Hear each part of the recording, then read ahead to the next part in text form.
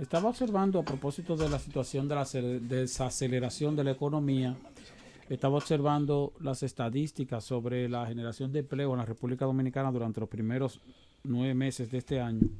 Y por suerte veo que a pesar de la caída que ha sufrido un sector tan importante como el turismo para la generación de empleo y de divisas en el país, en cuanto a la generación de empleos formales, el sector privado, de acuerdo con las estadísticas de la Tesorería de la Seguridad Social, no ha reducido la, el, pro, el crecimiento, el ritmo de crecimiento de generación de empleos, y vemos un crecimiento, un aumento favorable en los primeros 9 meses de este año. El hecho de que no se hayan perdido empleos formales en el sector privado durante los primeros 9 meses del año, pues es una noticia que tiende a ser positiva, a pesar de la caída que ha sufrido el sector turístico. También resulta positivo el hecho de que, por ejemplo, hoy el presidente Danilo Medina estuvo inaugurando un hotel en la capital. El hotel se llama Homewood by Hilton, es un hotel de 145 habitaciones en el Distrito Nacional.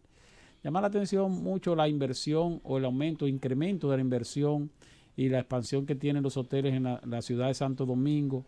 La oferta hotelera, las ofertas de habitación hoteleras en la ciudad de Santo Domingo es bastante alta y siguen creciendo, a pesar de que tradicionalmente la ocupación hotelera en Santo Domingo es de entre 55 y 60%. O sea, nosotros no tenemos una ocupación hotelera promedio alta en la capital. Hay un asunto interesante, Esteban. El hecho de que hace años, y qué bueno que fue así, se decidiera en un marco geográfico específico del distrito aprobar una normativa, tanto municipal como legislativa en general, de incentivo a esa inversión, tiene respuesta.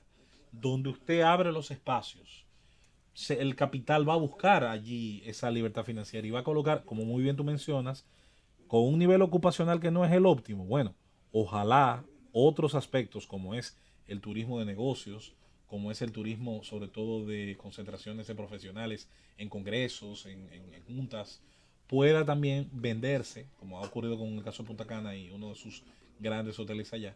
También el destino de Santo Domingo. Panamá le ha sacado un provecho enorme con sus grandes centros de convenciones y por lo cual suele ser utilizado sobre todo por profesionales de Sudamérica, la Sudamérica cercana al Istmo, como un punto de encuentro. De manera que al final, fíjate que donde quiera que se abra un resquicio de más libertad, ahí va la inversión. Y de manera, que en efecto, el hecho de que la ocupación promedio de 55 a 60% no quiere decir que no sea rentable, o sea, resulta rentable.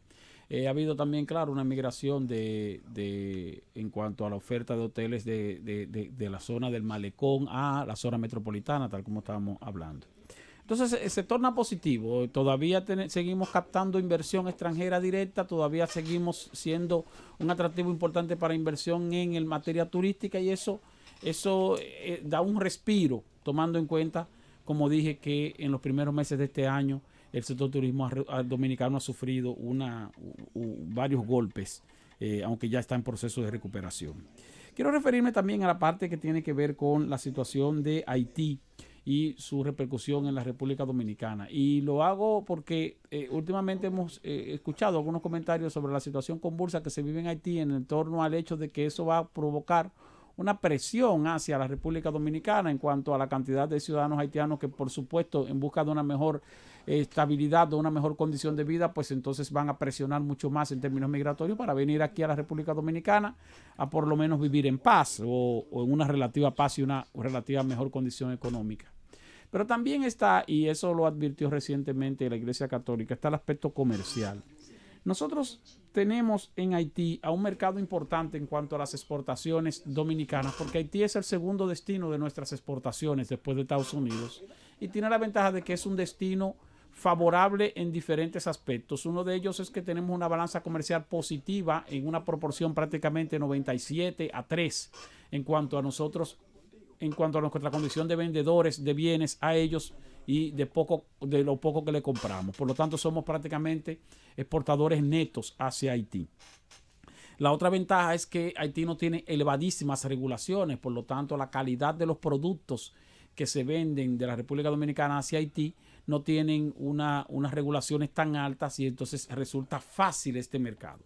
Aún así, como quiera, Haití ha establecido mecanismos de regulación o de trabas arancelarias a la República Dominicana que en efecto nos han afectado.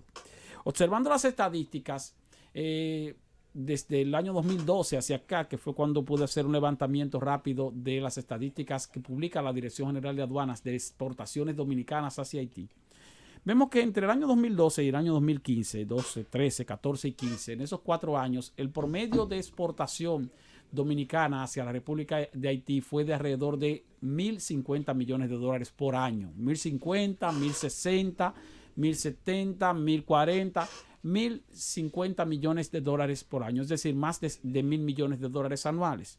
Sin embargo, a partir del 15 o 16, Haití tomó algunas medidas de barreras arancelarias o fitosanitarias que tienen que ver, por ejemplo, con la prohibición aquella de la importación de pollos y de huevos dominicanos, o la posterior prohibición de importación de vegetales a propósito de la medida que tomó en aquel momento Estados Unidos también cuando se detectó que habían enterado o que se habían detectado una plaga en algunos productos agrícolas de la República Dominicana. Esa restricción fue levantada en Estados Unidos y fue levantada en Europa, pero en Haití, aunque seguimos exportando hacia esa nación estos productos que aún siguen prohibidos, todavía esa medida no está levantada. ¿Y qué ocurrió? Ocurrió que del 2015 al 2016, ya para el año 2016, las exportaciones bajaron de un promedio de $1.050 millones a $831 millones, una reducción de más de un 25%, de cerca de un 25% en la caída de las exportaciones formales dominicanas hacia Haití. Y en esa situación hemos seguido en años posteriores. En el año 2017 la exportación fue de $851 millones y en el año 2018 subió un poquitito a $883 millones. O sea que bajamos desde el 2015 o desde el 2016 hasta ahora de ser un exportador o exportadores de un promedio de poco más de $1.000 millones a poco más de $800 millones, $200 millones menos. Con el agravante de que la situación que se está viviendo en la actualidad en ese país, aparte de las trabas o las barreras arancelarias y fitosanitarias que nos han impuesto los haitianos en los últimos años, sin poder tener allá un interlocutor válido para poder negociar cualquier tipo de levantamiento en ese sentido, pues han hecho que las exportaciones en los primeros 9 meses de este año se hayan reducido un 8%. Quiere decir que si bien exportamos hacia Haití el año pasado, durante el año completo, $883 millones, en los primeros 9 meses de este año nuestras exportaciones fueron 676 millones y del año pasado, y en los primeros 9 meses de este año fueron $622 millones, es decir, menos 8%. Una caída importante que viene a agravar la situación del atractivo mercado haitiano para las exportaciones dominicanas. No quiere decir esto, sin embargo, que no hayan crecido las exportaciones informales hacia Haití. Porque como quiera el comercio entre República Dominicana y Haití continúa. Y esa actividad comercial, aunque no se registra como exportación formal, es posible que sí se esté registrando como exportación informal. Ahora, ¿cuál es la desventaja? Que las exportaciones informales no generan cobro de impuestos, por ejemplo, para las autoridades tributarias. Por lo tanto, el Estado dominicano está ganando menos dinero proveniente de las empresas que exportan hacia Haití, porque estas empresas entonces están haciendo menos comercialización formal hacia esa nación, pero están haciendo más comercialización informal, y esa informalidad se constituye o se convierte también en evasión o elusión de impuestos. Algo a lo que también debe prestarle atención la República Dominicana. Entonces es bueno que, y por eso decía al principio de mi intervención aquí, cuando llegué a las 5, que el gobierno dominicano, el presidente Danilo Medina, su gabinete, vayan observando situaciones que han ido deteriorándose en el último año y que es preciso prestarle atención. Prestarle atención porque generalmente en los finales de periodos gubernamentales, más cuando se trata de un periodo gubernamental donde el presidente de turno no busca una reelección, entonces se tiende a producir determinados descuidos en cuanto a, o distracciones en cuanto a la administración efectiva del Estado. Lo ideal es terminar la gestión gubernamental en alta. Lo ideal para, no solo para el partido de gobierno ni para el gobernante, sino para los dominicanos, para los ciudadanos, los que vivimos aquí en la República Dominicana. Entonces, ese es un aspecto. Yo mencionaba otros aspectos, por ejemplo, el caso de la tasa de cambio, que tenemos una situación en la cual el dólar en los primeros 8 meses de este año, y el Banco Central lo decía con mucho orgullo, la devaluación monetaria fue de apenas un 2% y el año anterior había sido de un 2.5%, 2.8% en los primeros 8 meses del año pasado. Es cierto, pero ocurre que nuestra moneda se devaluó solamente 2 puntos porcentuales en 8 meses del año, pero en el mes y medio siguiente, entre septiembre y lo que llevamos de octubre, se ha devaluado en 2.8 puntos porcentuales y ya la devaluación monetaria está en 4.8%, si tomamos en cuenta que el dólar está a 52,85 de acuerdo con el registro del Banco Central, aun cuando se están realizando transacciones por encima de eso. No estaba mal y estábamos dentro de los parámetros calculados que en los primeros 8 meses de este año la devaluación fuera o la depreciación del peso de apenas un 2%. Muy bien. Pero el problema es que en el último mes ha habido una depreciación muchísimo mayor a la de los primeros 8 meses. Y eso ha de ser también preocupante o tomado en cuenta por nuestras autoridades monetarias en este caso. Lo otro es lo que debe tomar en cuenta también nuestras autoridades fiscales, por el hecho de que vamos a cerrar el año con un déficit mayor al que habíamos estimado.